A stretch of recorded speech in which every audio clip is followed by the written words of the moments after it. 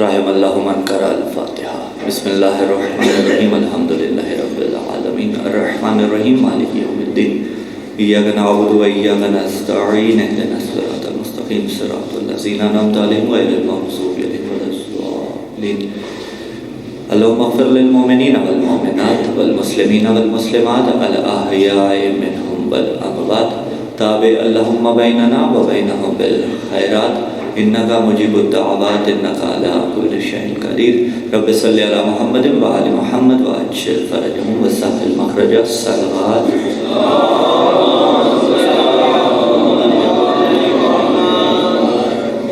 اعوذ باللہ السمیع العلیم من الشیطان اللعین الرجیم، بسم اللہ الرحمن الرحیم۔ الحمدللہ الاولی فلا شیء قبلہ والآخری فلا شیء بعدہ، والظاہری فلا شیء فوقہ والباطنی فلا شیء دونہ۔ الحمدللہ الذی نور قلوبنا بنور ولایت المعصومین علیہم السلام، والصلاة والسلام علی النبی الامی العربی العبدہی الہاشمی القرشی المکی المدنی، شمس الضحیٰ بدر الدجا صدر العلا نور الہدا قحف البرا مصباح الظلم جمیل الشیم شفیع الامم صاحب الجود والکرم، سید الثقلین نبی الحرمین امام القبلتین وسیلتنا فی الدارین محبوب رب المشرقین و رب المغربین جد الحسن والحسین اعنی ابا القاسم محمد۔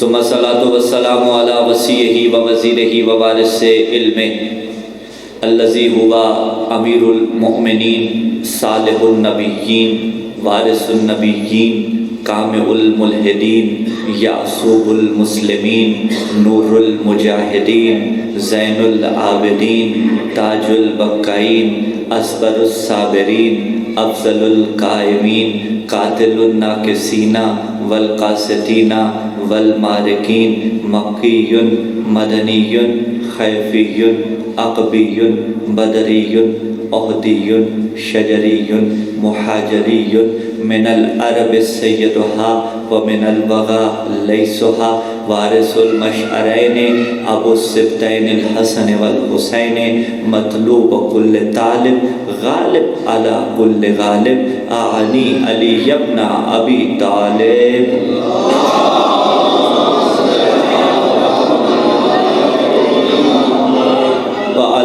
بیت النبوہ و معدن الرسالہ الذین اذهب اللہ عنہم الرجس وطہرہم تطہیرا۔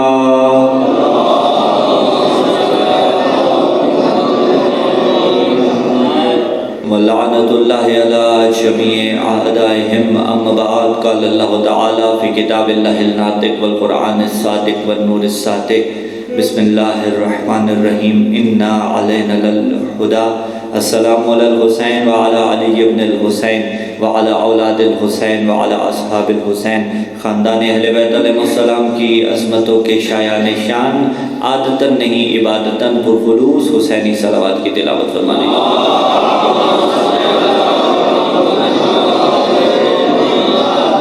دعا ہے خداوند متعال بحق امیر المومنین علی ابن ابی طالب علیہ السلام، قرۂ ارض پر جہاں جہاں بھی صف عزائے مظلوم کربلا بچھی ہوئی ہے، خداوند متعال اسے اپنی عافیت کے حصار میں رکھے۔ یا الہ العالمین، تیری ذات علیم بذات صدور ہے، نہیں معلوم جب اس مقدس بزم میں چل کے آئے ہیں تو کون دنیا کی کون سی الجھنیں پریشانیاں اپنے ساتھ لے کے آیا۔ کسی کو بے اولادی کھائے جا رہی ہے، کوئی مقروض ہے، کوئی دنیا کی اور الجھنوں میں الجھا ہوا ہے، کوئی مریض ہے۔ میرے اللہ جب اس بزم سے واپس لوٹے تو باب الحوائج امام موسیٰ کاظم علیہ السلام کے صدقے میں ان موالیان حیدر کرار کی دنیاوی پریشانیاں دور فرما، منتظمین صفیدہ پروردگار عالم ان کی توفیقات خیر میں اضافہ فرما۔ یہ جو چہرے میرے سامنے بیٹھے ہوئے ہیں پروردگار عالم ان کی نسلوں میں بھی علماء دوستی کا یہ بیج تا ظہور حجت قائم و دائم رہے۔ ہر دعا کی ایک دعا، میرے گھر کا ماحول اتنا اتنا خوبصورت ہو جائے ہم سب کے گھروں کا کہ جب شہنشاہ دورہ وقت کے امام ظہور فرمائیں تو کم از کم ایک رات ہم نوکروں کے گھر میں مہمان ٹھہر سکیں۔ دعاؤں کی قبولیت کے واسطے، مرحومین کی بلندی درجات کے واسطے، شہداء ملت جعفریہ اور بالخصوص وہ مومنین مرحومین جن کے لیے درود و فاتحہ پڑھنے والا کوئی نہیں، پرخلوص صلوات کی تلاوت فرما دیجیے۔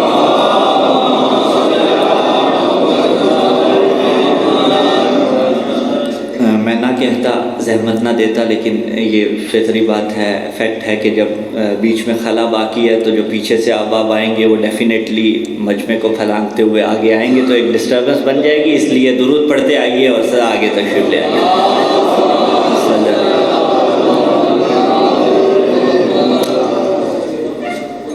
سامعین ذی وقار، موالیان حیدر کرار، محبان آل اطہار، ایک مرتبہ پروردگار عالم کی جانب سے توفیق شامل حال ہوئی اور فرش پر عرش والوں کے ذکر کی مناسبت سے ہم اور آپ اس روحانی اور متبرک بزم میں موجود ہیں۔ جوالی صاحب قبلہ سے پہلے ہم نے پڑھنا تھا، لیکن یہ حوادث سفر ہیں، رستے میں جو بھی ہوا بہرحال وہ خداوند متعال کا لاکھ شکر، وعدہ وفا ہوا اور آپ تک حاضر خدمت ہے۔ پروردگار عالم کا شکر کہ اس نے ہمیں اس فرش عزا پہ آنے کی توفیق عطا فرمائی، اور آج کا دن مخصوص ہے باب الحوائج امام موسیٰ کاظم علیہ السلام کی ذات بابرکت اس پرحزن اور رنج و علم کے موقع پر ہم تعزیت پیش کرتے ہیں امام زماں کے حضور، اور سلسلہ گفتگو کا آغاز کرتے ہیں۔ لسان قدرت لباس اعجاز میں پکار رہی ہے سورہ اللیل میں انا علینا للہدی، 3 کلمات پر مشتمل یہ مختصر سی آیہ مجیدہ۔ انا عربی میں مضمون جملہ کو ثابت کرنے کے لیے آتا ہے۔ جس بھی جملے پر انا آ جائے اس کا مطلب ہوتا ہے 100%، یا آپ کہہ سکتے ہیں 110% مضمون جملہ ثابت ہو گیا۔ بتحقیق اس کا ترجمہ یہ کیا جاتا ہے، بتحقیق علینا یعنی مجھ پر ہے، یعنی میری ذمہ داری ہے، للہدا ہدایت میری ذمہ داری ہے، یہ اللہ رب العزت نے کہا۔ اور اگر آپ مترجمین کے تراجم قرآن اٹھا کر دیکھیے تو لکھا گیا کہ راستہ دکھانا اللہ کا کام ہے، یعنی اللہ کہہ رہا ہے کہ راستہ دکھانا میرا کام ہے۔ اور قرآن مجید میں متعدد مقامات پہ اس نے راستے کا تذکرہ کیا، انا ہدیناہ السبیل اما شاکرا و اما کفورا، ہم نے اسے سبیل راستہ دکھا دیا۔ وہ علیحدہ بات، سبیل اور راستہ ہوتا ہے، صراط اور راستہ ہوتا ہے، طریق اور راستہ ہوتا ہے، مجھے اس طرف نہیں جانا، تمہید کو کھولنا ہے اور بات آگے بڑھانی ہے، لیکن سب کا ترجمہ راستہ تو بنتا ہے، ہم نے اسے راستہ دکھا دیا۔ عزیزان ذی وقار، منزل تمہید میں ہم یہ پہلے تو طے کریں گے کہ یہ جو قرآن نے تعبیر استعمال کی راستہ دکھا دیا، اس راستے سے مراد راستہ کون سا ہے، اور آخر یہی تعبیر کیوں استعمال کی؟ کیونکہ جب متکلم مقام بیان میں ہوتا ہے نا تو جو چاہے نطق کرے، جو چاہے کلام کرے۔ میں متکلم ہوں نا، کلام کرنے والا ہوں، ٹھیک ہے، میں ہوں مقام بیان میں، یعنی میں خطاب کر رہا ہوں آپ سے، جو چاہوں میں کلام کروں بیان پروردگار، جو چاہوں میں گفتگو کر سکتا ہوں۔ لیکن عزیزان ذی وقار، ایک چیز کی زد میں ہوں، وہ ہے سبقت لسانی۔ جو بھی متکلم ہم جیسا بشر جب کلام کرتا ہے تو سبقت لسانی کی زد پہ ہوتا ہے۔ مجھ سے پہلے ناظم ممبر صاحب اعلان کر رہے تھے، اس سے پہلے قبلہ جوادی صاحب پڑھ رہے تھے، اس سے پہلے اور بزرگان علماء کرام پڑھ گئے، اب مجھ جیسا طفل مکتب پڑھ رہا ہے۔ ہم سبقت لسانی کی زد پہ ہوتے ہیں۔ سبقت لسانی کسے کہا جاتا ہے؟ سبقت لسانی مثلاً عین ممکن ہے، یہ آپ کا 6 چک ہے، میں 6 چک کی جگہ کہوں 7 چک، کہ میں 7 چک کے مومنین سے خطاب کر رہا ہوں، فوراً متوجہ ہو جاؤں اور کہوں نہیں 6 چک کے مومنین سے۔ یہ ہے سبقت لسانی، جہاں جر دینی ہو وہاں فتح دے دی جائے غلطی کی بنیاد پر، ٹھیک ہے، یہ سبقت لسانی ہے۔ یہ عیب نہیں ہے، لیکن اس سے گفتگو کا حسن تھوڑا ماند پڑ جاتا ہے۔ میں کلام کروں تو بھی سبقت لسانی کی زد پہ، مرچے وقت کلام کرے تو بھی سبقت لسانی کی ضد پہ، نہ کرے تو علیحدہ بات، کوئی اور شاعر کلام کرے تو بھی سبقت لسانی کی ضد پہ۔ جاؤ جا کے عقائد کی کتب اٹھا کے دیکھو، اور میں پہلا جملہ یہاں علماء دوست اہل علم مجمع کی نظر کرنا چاہتا ہوں، عقائد کی بنیادی کتب میں معصوم کی جو تعریف کی گئی ہے کہ معصوم کہا کسے جاتا ہے، ہم جنہیں معصوم مانتے ہیں وہ کس شان کے مالک ہوتے ہیں؟ بابا معصوم اس ہستی کو کہا جاتا ہے کہ جب کلام کرتا ہے تو غلطی تو دور کی بات سبقت لسانی بھی نہیں کرتا۔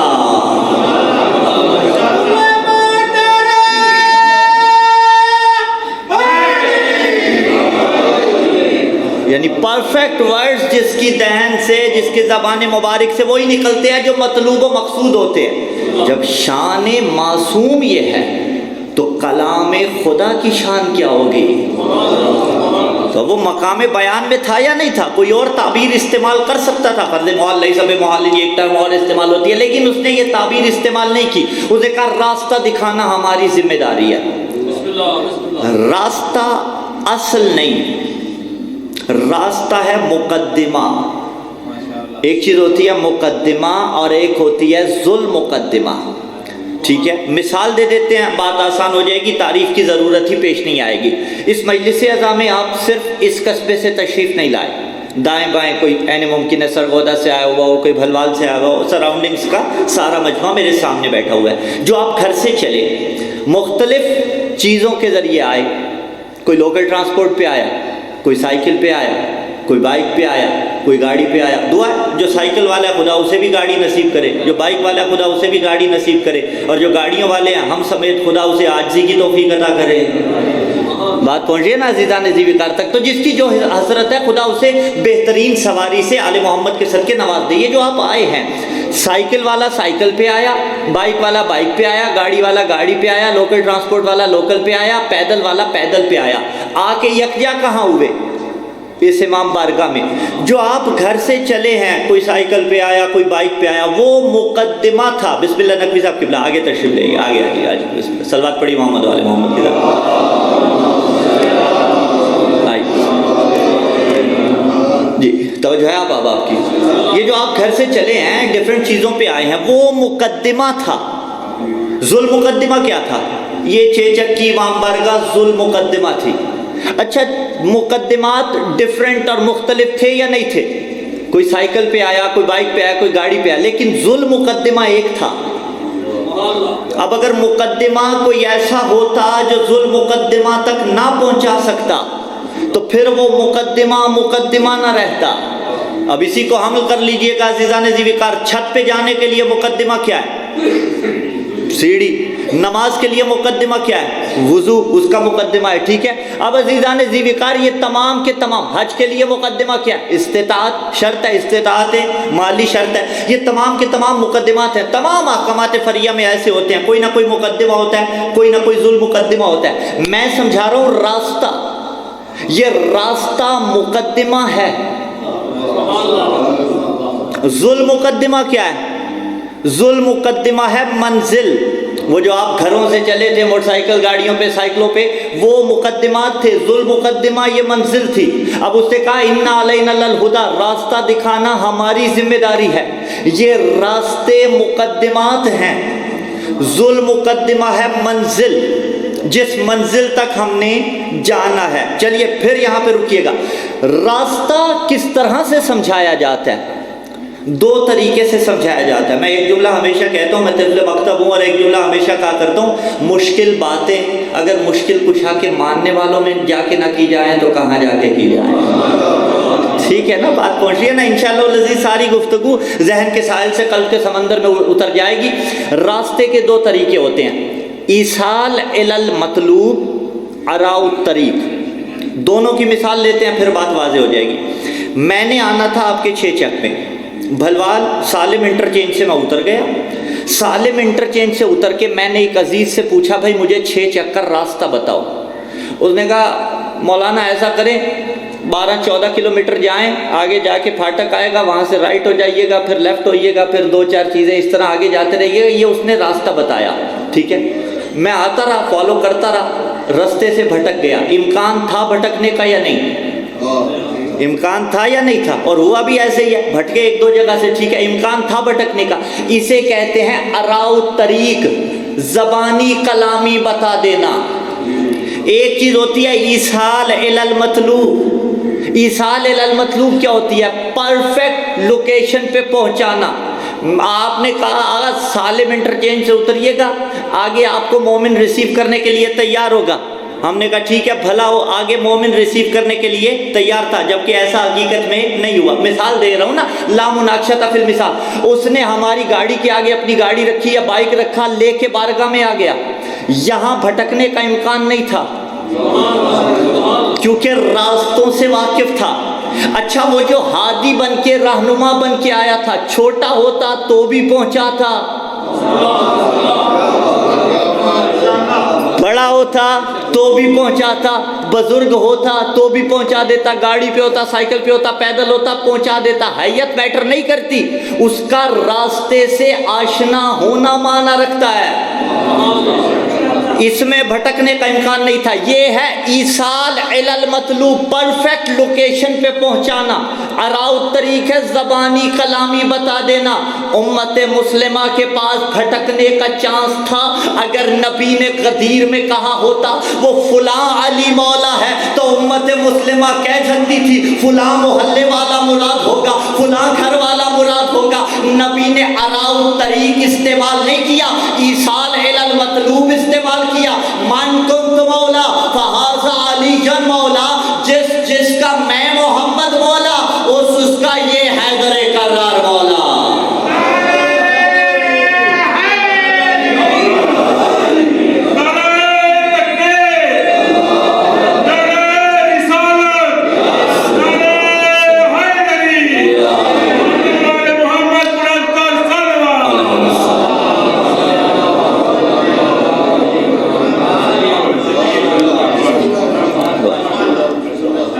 طریق نہیں، ایصال الی المطلوب استعمال کیا، ٹھیک ہے، راستہ ایصال الی المطلوب۔ اور جتنے ہمارے ائمہ معصومین علیہ السلام منتخب کیے گئے خداوند متعال کی جانب سے، یہ ایصال الی المطلوب کے ذریعے ہیں۔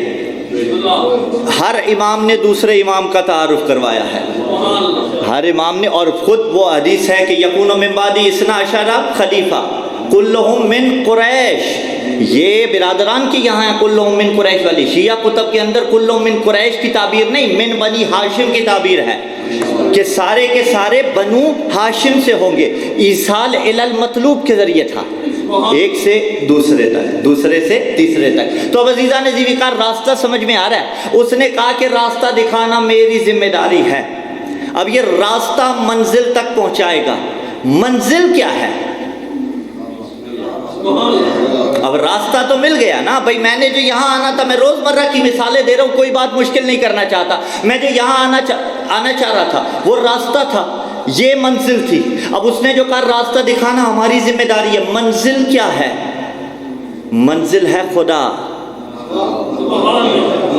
منزل ہے خدا، ٹھیک ہے۔ اسی لیے مولا امیر علیہ الصلوۃ والسلام کا وہ فرمان ذیشان جو آپ نے متعدد مرتبہ سن رکھا، امیر المومنین علی ابن ابی طالب علیہ الصلوۃ والسلام صاحب ممبر سلونی، مولا نے کیا فرمایا؟ سلونی سلونی قبل ان تفقدونی، مجھ سے پوچھو قبل اس کے کہ تم مجھے فاقد کر دو، تم مجھے نہ پاؤ، میں تم میں نہ رہوں۔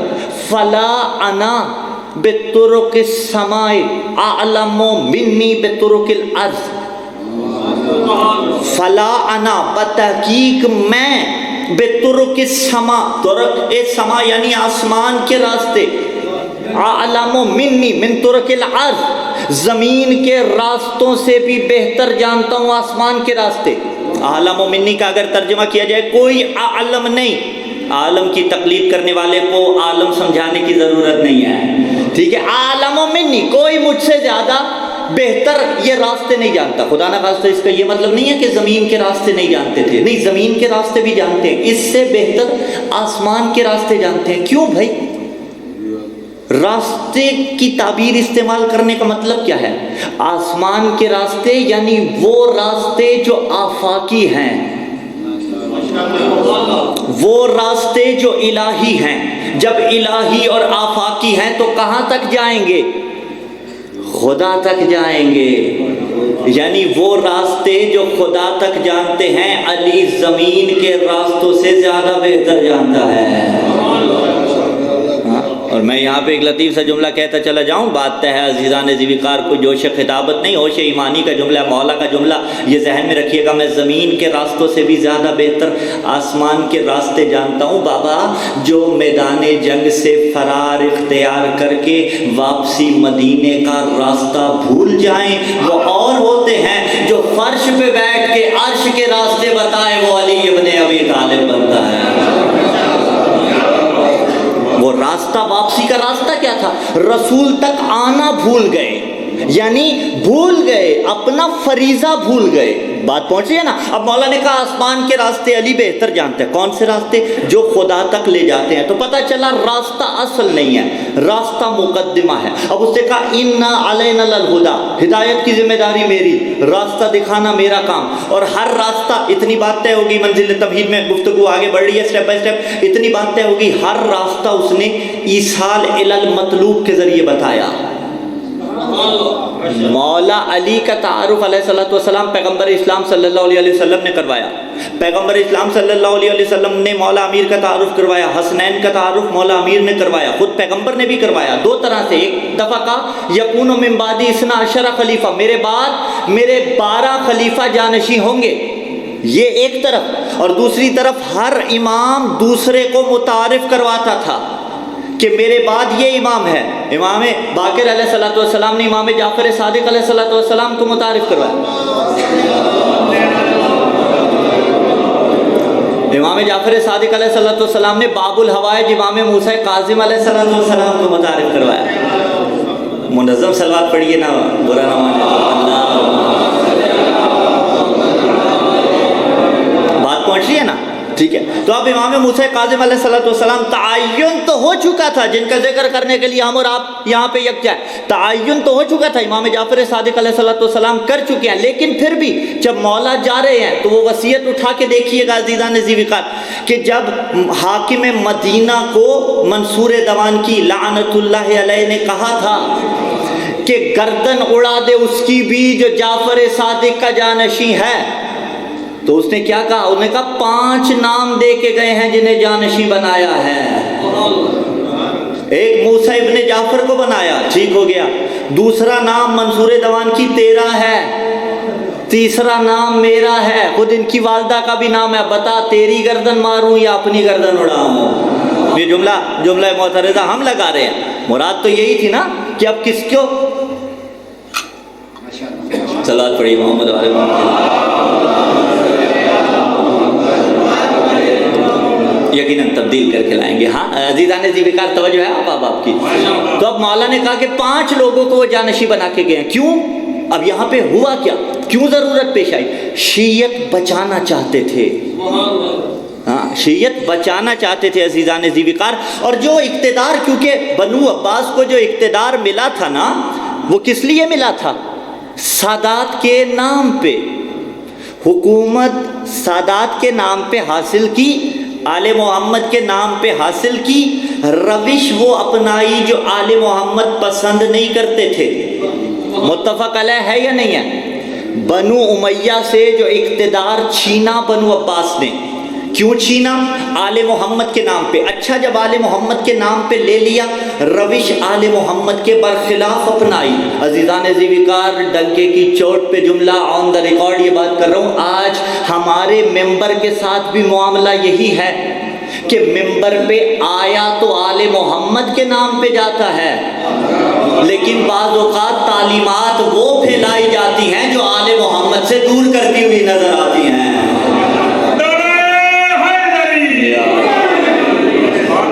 اس میں کوئی ہٹ نہیں ہے کسی پہ، میں خود کلامی کر لیتا ہوں۔ اگر میں آل محمد کے نام پہ ممبر پہ آ رہا ہوں تو مجھے وہ پہنچانا ہے جو آل محمد کو پسند ہے، ہر کسی کو۔ جب آل محمد کے نام پہ ممبر پہ آ رہے ہیں تو وہ پہنچانا ہے جو حجت دورہ کو پسند ہے۔ اب حکومت انہوں نے حاصل کر لی، حکومت حاصل کر لی آل محمد کے نام پہ، اور آل محمد کو دور کیا جا رہا تھا۔ یہی آج بھی ہونے جا رہا ہے، یہ جو نصاب کی تبدیلی کے نام پہ ہونے جا رہا ہے، آل محمد کو نکالا جا رہا ہے، اس نصاب سے جس کو بچوں کو بنام اسلام پڑھایا جائے گا، جملہ کہوں بابا وہ اسلام نہیں جس میں علی اور علی کی اولاد نہیں۔ الیوم اکملت لکم دینکم واتممت علیکم نعمتی ورضیت لکم الاسلام دینا، دین کامل ولایت امیر المومنین علی ابن ابی طالب علیہ السلام پہ ہوا تھا۔ تو اب بات پہنچ رہی ہے، ایسے نکالا گیا شیعت کو۔ اب انہوں نے اقتدار حاصل کیا تھا آل محمد کے نام پہ۔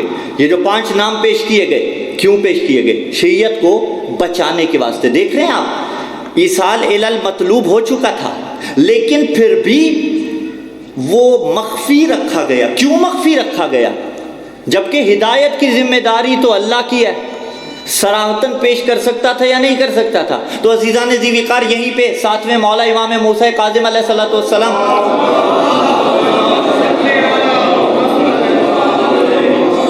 کا ایک فرمان آپ تلک پہنچاؤں۔ مولا نے فرمایا کہ اللہ نے 2 حجتیں قرار دی ہیں، حجتان تثنیہ کا صیغہ، 2 حجتیں قرار دی ہیں۔ ایک حجت ظاہریہ ہے، ایک حجت باطنیہ ہے۔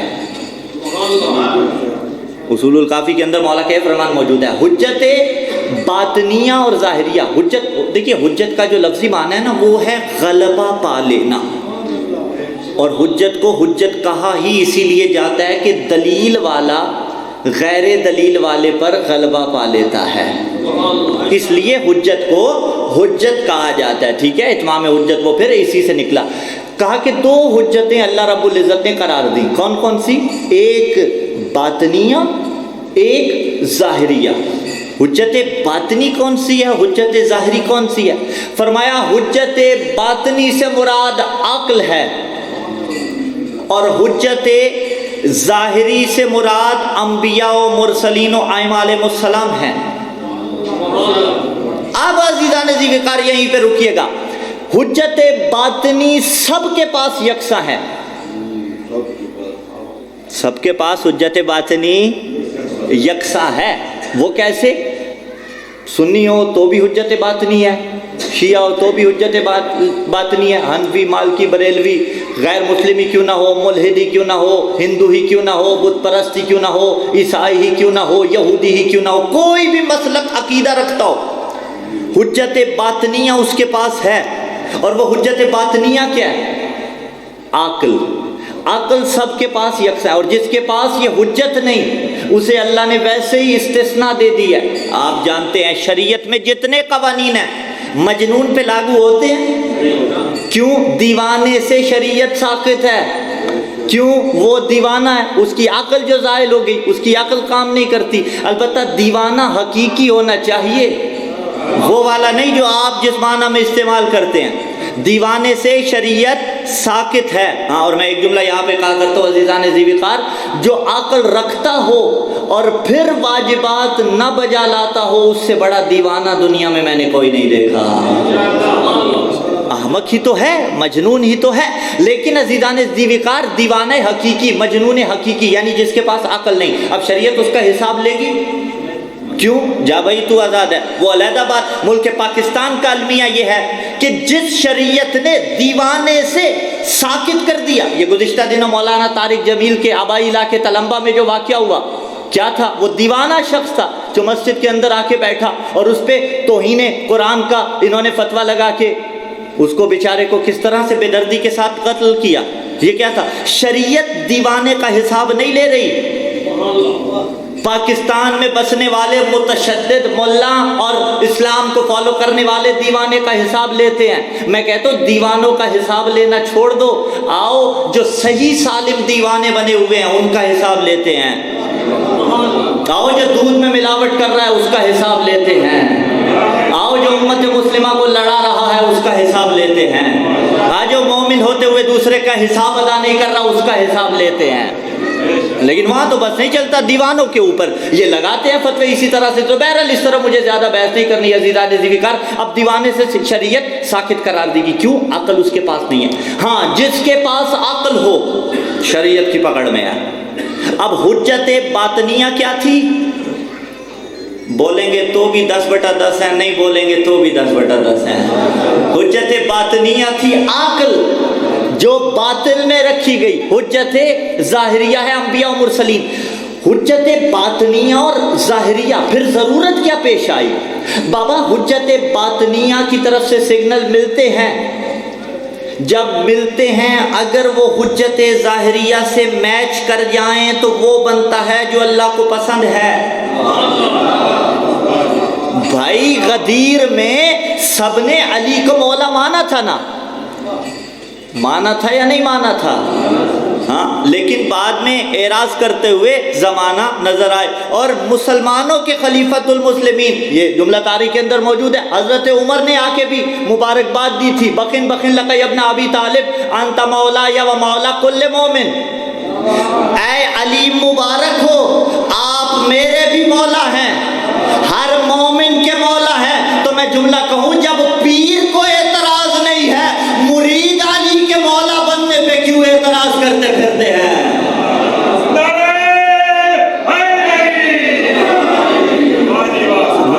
حجت باطنیہ اور ظاہریہ سمجھ رہے ہیں نا؟ باطنیہ جو عقل کے ذریعے ہے، اور عقل سب کے پاس ہے۔ کلما حسنہ الشارع، یہ ایک شریعت کے اندر بحث ہے، کلما حکم بہ العقل حکم بہ الشارع، ہر وہ چیز کہ جس کی عقل تائید کرے شارع اسی کا حکم دیتا ہے۔ جو نان مسلمز ہیں، بڑے بڑے ایسے بھی ہیں جو جھوٹ نہیں بولتے، چوری نہیں کرتے، کیوں؟ وہ تو اسلام کو نہیں مانتے، پھر چوری کیوں نہیں کرتے؟ وہ تو شریعت کو نہیں مانتے، پھر چوری کیوں نہیں کرتے؟ وہ تو دین کو کیوں نہیں مانتے، پھر چوری نہیں کرتے؟ کیوں؟ عقل ان کی تائید کر رہی ہے، عقل کہتی ہے کہ جھوٹ بولنا برا ہے۔ ہاں، شریعت نے آ کے کیا کیا؟ اسی عقل کے حکم پہ دستخط کیے۔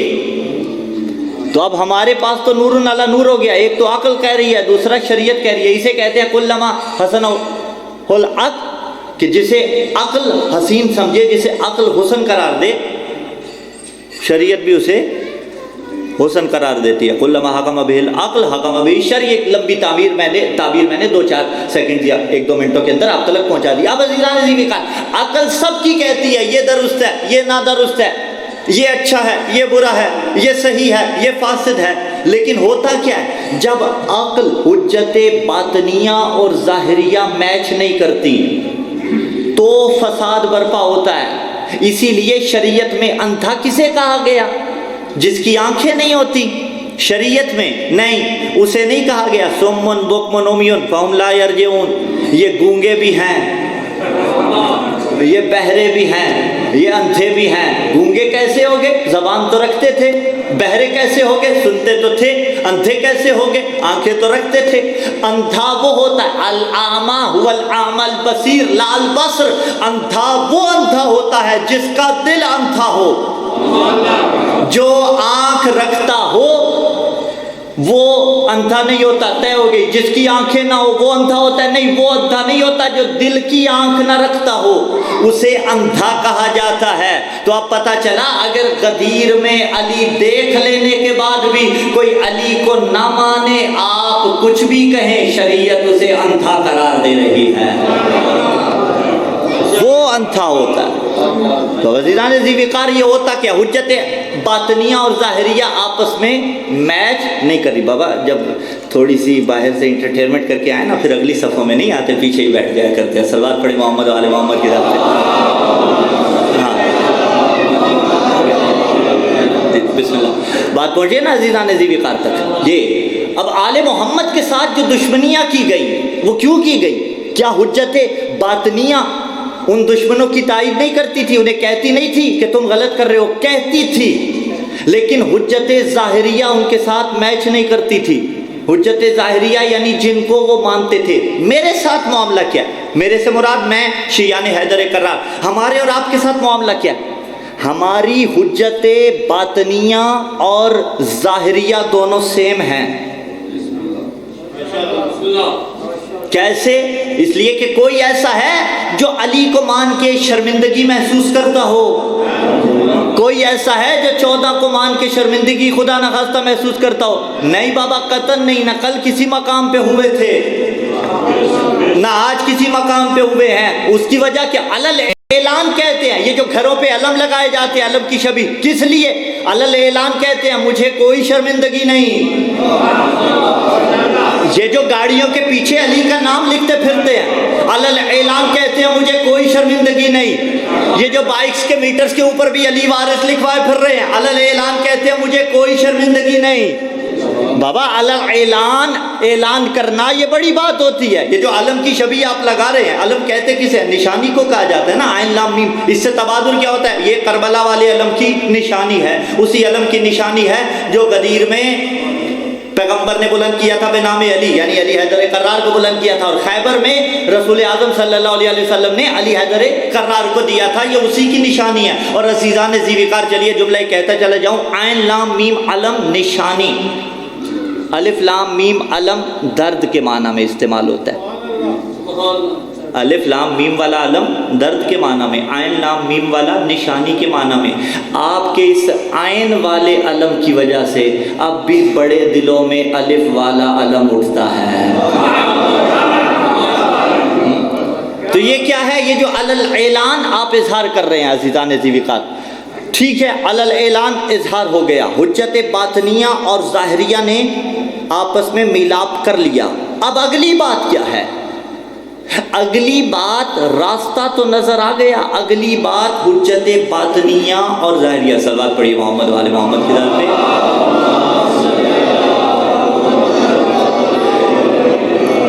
آئیے بسم اللہ قبلہ۔ قربان کی سید اسلام کی بلندتر صلوات۔ اللہ صلی اللہ علیہ وسلم۔ خداوند متعال آپ سمیت تمام بزرگان کو سلامت رکھے۔ جی توجہ ہے آپ عزیزان ذی وقار کی، میں موضوع کو سمیٹوں۔ حجت باطنیہ اور ظاہریہ، عقل اور انبیاء و مرسلین و ائمہ معصومین علیہ السلام۔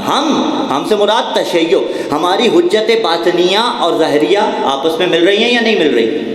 حجت باطنیہ یعنی عقل نے جو سگنل دیا، حجت شرعیہ نے اسی سگنل کو اٹھایا، حجت ظاہریہ نے اسی کو اٹھایا۔ اس سے اگلی منزل کیا ہے؟ اس سے اگلی منزل یہ آ جاتی ہے، مجھے منزل بھی پتہ ہے، مجھے راستہ بھی پتہ ہے۔ جو دو چیزیں چاہیے تھی، حجت باطنیہ اور ظاہریہ کا ملاپ، وہ بھی ہو گیا۔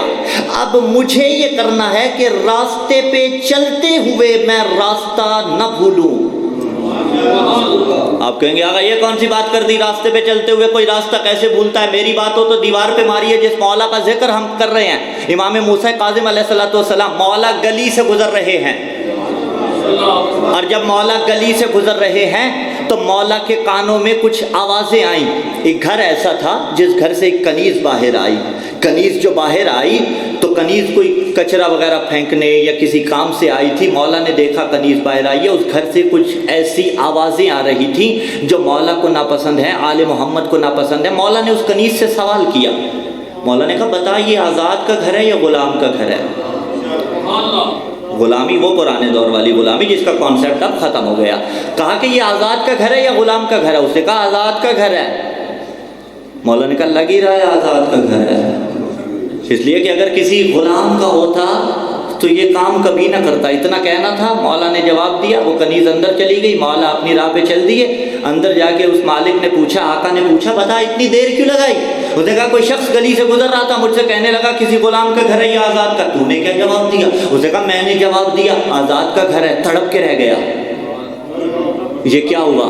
حجت باطنیہ نے کلک کیا، نہیں تو غلطی کر رہا ہے۔ تڑپ کے رہ گیا، گھر سے باہر نکلا، تاریخ نے نام اس کا بشر حافی لکھا۔ حافی کہتے ہیں برہنہ پاک ہو جس نے پیروں میں نالین نہ پہنی ہو۔ تڑپ کے رہ گیا، ایک دو گلیاں غالباً مولا مڑے تھے، مولا کے پیچھے گیا، قدموں پہ گر کے اس نے مولا کے توبہ کی اور مولا سے کہا کہ آج بخشوا دیجئے، آج کے بعد کبھی یہ گناہ نہ کروں گا۔ اور تاریخ کہتی ہے اس دن جب اس نے مولا سے ملاقات کی تھی، ننگے پیر اس نے مولا سے ملاقات کی تھی، اس دن کے بعد کبھی پیر میں جوتا نہیں پہنا۔ بات پہنچی عزیزان ذی وقار تک؟ تو اب کیا تھا؟ ایک سیکنڈ میں آئیے میں خود کلامی کر لیتا ہوں، قبلہ کو اپنے ساتھ ملاتا ہوں، ہمارے سیٹ کے لوگ ہیں نا، بزرگان کو اپنے ساتھ ملاتا ہوں، پھر خود کلامی کر کے آپ تلک جاتے ہیں۔ آیا ہم آزاد ہیں یا غلام ہیں؟ مولا امام موسیٰ کاظم علیہ السلام کی زیارت جو آج کے دن کے ساتھ مختص ہے نا، اس کے الفاظ ہیں عبد الصالح، اے عبد صالح، اللہ کے غلام ہمارا سلام ہو۔ تو چلیے اگر بات زیارت کی ہوگی ہے، میں ایک دو جملے اس زیارت کے اور پیش کر دوں۔ السلام علیکہ یا عیبۃ علم المرسلین، اے مرسلین کے علم کے عیبہ میرا سلام ہو۔ مولا امیر کے لیے بھی ملتا ہے عیبۃ علم اللہ، اللہ کے علم کا عیبہ۔ امام موسیٰ کاظم علیہ السلام کی زیارت کے یہ الفاظ ہیں، السلام علیکہ یا عیبۃ علم المرسلین، اے مرسلین کے علم کے عیبہ آپ پہ ہمارا سلام ہو۔ طے ہو گئی بات۔ لیکن کھول دوں لطافت کی منزل پہ، عیبہ کسے کہا جاتا ہے؟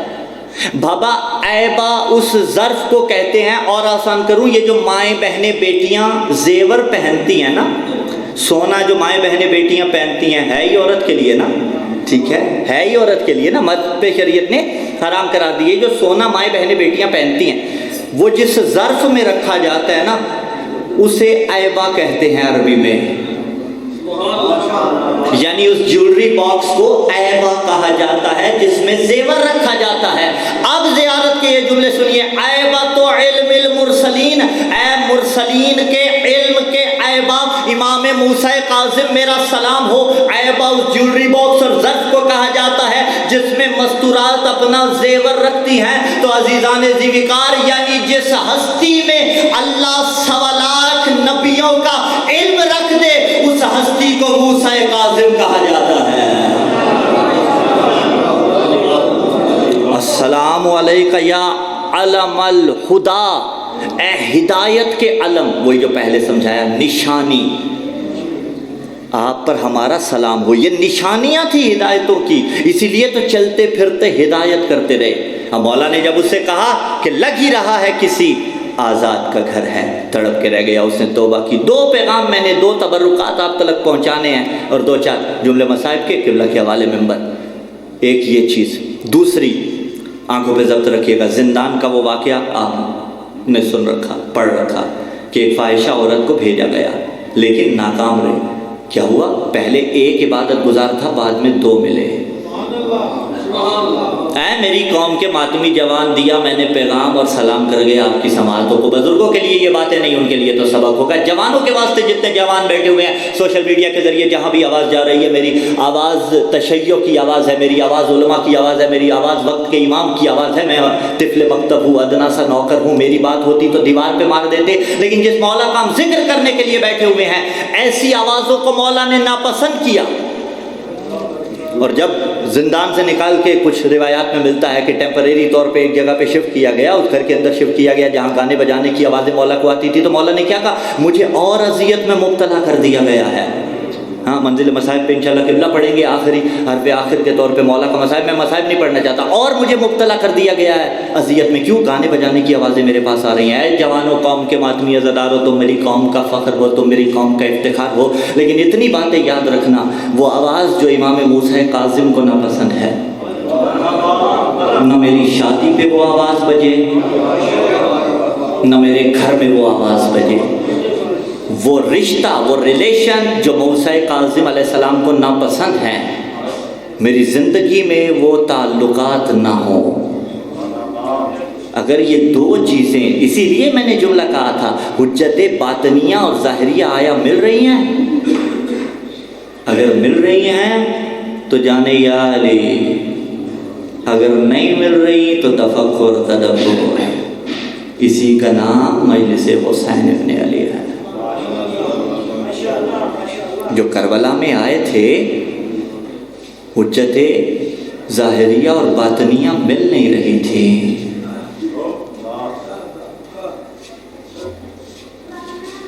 اسی لیے تو اصغر کو ذبح کر کے چلے گئے۔ خداوند متعال بزرگان کو سلامت رکھے۔ بس جہاں قبلہ جوادی صاحب نے چھوڑا، اسی سے آگے 2 روایتیں تبرکاً پیش کر کے آپ کوئی سماعتوں کو سلام کر جاؤں گا۔ باب الحوائج کا ذکر ہے نا، آخری شہادت یقیناً پڑھنے والے کی امانت ہوتی ہے رسمی طور پہ۔ وہ باب الحوائج کا تذکرہ آپ قبلہ سے سنیں گے۔ آئیے 2 جملے اسی باب الحوائج کے سن لیجیے، جو آج چند دن کا ہو چکا ہے اور اور کربلا کے لیے تیار ہو رہا ہے۔ 3 شعبہ تیر اس لعین نے مارا تھا، اور جانتے ہیں اس کا اثر کیا تھا؟ یہ 3 شعبہ تیر صرف علی اصغر کے گلے پہ نہیں لگا، اور بھی کچھ مقامات پہ لگا تھا۔ ایک مقام وہ ہے جب ظالم نے 3 شعبہ تیر زہرا کے لال کے سینے پہ مارا۔ روایت کے الفاظ ہیں 3 پھل والا تیر حسین کے سینے پہ لگا۔ میرے مولا نے سامنے سے کھینچنا چاہا، عزادارو کھینچا نہیں۔ کریے سوال کہاں سے نکالا؟ عزادارو پشت سے بلا تشبیہ مولا نے نکالا۔ اب جو پشت سے نکالا تاریخ نے لکھا خون کا فوارہ جاری ہوا۔ پھر کہوں جملہ، جس 3 شعبہ تیر نے حسین کے سینے کو چلنی کر دیا تھا، اللہ جانے اصغر کے گلے کا حال کیا کیا ہوگا۔ بس اتنا ملتا ہے فضوب حتفلو من العزن الی العزن، علی اصغر ایک کان سے لے کے دوسرے کان تک ذبح ہو گیا۔ اور بعض ارباب مقاتل نے لکھا اصغر کے گلے پہ لگنے کے بعد تیر میرے مولا کے بازو پہ لگا۔ اگر بازو نہ ہوتا تو شاید کربلا میں جدھر جدھر تیر جاتا ادھر ادھر رباب کی کمائی۔ اجرکم اللہ، اجرکم اللہ۔ عزادارو ذبح شدہ علی اصغر مولا کے ہاتھوں پہ تھا۔ حسین مناجات میں مشغول تھے۔ حسین بن نمیر لعین نے ایک تیر کا نشانہ کھینچا۔ اب وہ تیر اصغر کو نہیں مارا۔ عزادارو صاحب مدینہ سے مدینہ تک استاد مرحوم و مغفور علامہ محمد علی فاضل صاحب نے بھی لکھا اس روایت کو۔ اس ظالم نے تیر کا نشانہ کھینچا، زہرا کے بیٹے کے لبوں پہ مارا۔ اجرکم اللہ۔ ذبح شدہ علی اصغر حسین کے ہاتھوں پہ 6 مرتبہ کی روایت، حسین آگے بڑھے، حسین پیچھے ہٹے، 7ویں مرتبہ خیمے کے اندر داخل ہوئے۔ بڑھتے کیوں تھے ماں کو دکھا دوں، ہٹتے کیوں تھے ماں دیکھ کے مر نہ جائے۔ 7ویں مرتبہ حسین نے پڑھا رزم قضائہی و تسلیما لامری قالوا انا للہ و انا الیہ راجعون۔ میرے اللہ حسین اصغر ذبح کرا چکا۔ عزادارو چھوٹی اولاد والو، اللہ کسی باپ کو یہ منظر نہ دکھائے چند دنوں کا، 6 ماہ کا یا 1-2 سال کے بچے کا لاشا اس کے ہاتھوں پہ ہو، اور اللہ نہ کرے اگر زندگی میں کبھی ایسا منظر دیکھے نا، اس باپ کے چہرے کو ضرور دیکھنا اور دل میں ایک مرتبہ کہنا واہ حسین مولا آپ کی اپنی قسمت۔ آخری جملے ماں بہنوں کے حصے کے 7ویں مرتبہ میرے مولا خیمے کے اندر داخل ہوئے۔ وہ چھوٹی اولاد والوں جن کی بیٹیاں ہیں اللہ بیٹے بھی دے، جن کے بیٹے ہیں اللہ بیٹیاں بھی دے۔ تیری بیٹی تھوڑی بڑی ہو، تیرا بیٹا تھوڑا چھوٹا ہو، تو بیٹے کو لے کے گھر سے باہر نکلے، بیٹی انتظار کرتی رہتی ہے میرا بھیا واپس آئے گا، اور جب بابا آئے تو بابا سے کہتی ہے لا بھیا مجھے دے دے۔ حضرت سکینہ مولا حسین سے ملی اور کہا بابا لگتا ہے اصغر کو پانی پھرا کے لے آئے۔ حسین نے جواب کوئی نہ دیا، کہا اصغر کی ماں کدھر ہے؟ اسماعیل کی ماں ہاجرہ کو جانتے ہیں نا، گلے پہ چھری کا نشان دیکھا تھا۔ عزادارو ابراہیم سے پوچھا بتا میرے بچے کے ساتھ ماجرا کیا ہوا؟ تاریخ کہتی ہے ابراہیم کو بتانا پڑا، ارے میں چھری چلا رہا تھا اللہ نے تبا بھیج دیا۔ تاریخ نے کہا اسی دن ہاجرہ بیمار پڑ گئی اور اسی غم سے انتقال کر گئی۔ اگر چھری چل جاتی اور میرے بچے کا کیا ہوتا؟ میں کہوں گا اے ہاجرہ ذرا کربلا میں آئیے، رباب کے ہاتھوں پہ علی اصغر تھا۔ بی بی نے 2 بین کیے، پہلا بین قرآن کی آیت پڑھی اور فرمایا والوالدات یرزقن اولادہن حولین کاملین، اصغر ماں قربان۔ ارے قرآن کہتا ہے مائیں اپنے بچوں کو 2 سال تک دودھ پلائیں، اور تو نے تو 6 ماہ بھی دودھ نہ پیا۔ اور دوسرا بین کیا مثلوں کا ینہر، اصغر تیری ماں قربان، کیا تیرے جیسے ننھے گلے کو ایسے ذبح کیا جاتا ہے جیسے اونٹوں کو نہر۔ ألا لعنة الله على القوم الظالمين وسيعلم الذين ظلموا أي منقلب ينقلبون